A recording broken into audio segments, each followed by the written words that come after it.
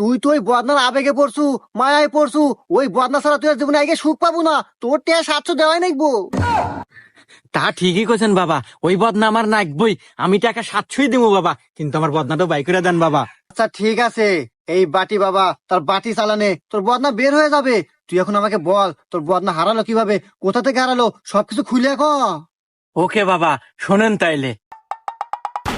বাবা, আমার হঠাৎ খুব জোর একদিন হাগা পায়। তো আমি আমার সেই আবেগী বদনা নিয়ে আড়ার ভিতরে যাই হাঁকতে। বদনাটা রাখলাম, খুব শান্তির সাথে হাগলাম। আবার মাঝে মাঝে তাকিয়ে দেখি আমার বদনা আছে কি নাই। না, আমার বদনা আছে। কিন্তু বাবা, হাগার যে একটা লাস্টের সুখের কোতন থাকে, সেই কোতন দিয়ে তাকিয়ে দেখি আমার বদনা নাই। তারপরেই তো বাবা আমি আপনার কাছে। সবকিছু বুঝলাম, সবকিছু শুনলাম, তোর বদনা বের হবে। তুই এখন আমাদের নিয়ে চল ওই জায়গায় যেখান থেকে তোর বদনা হারাইছে। আচ্ছা বাবা, চলেন তাইলে। বাবা রে বাবা,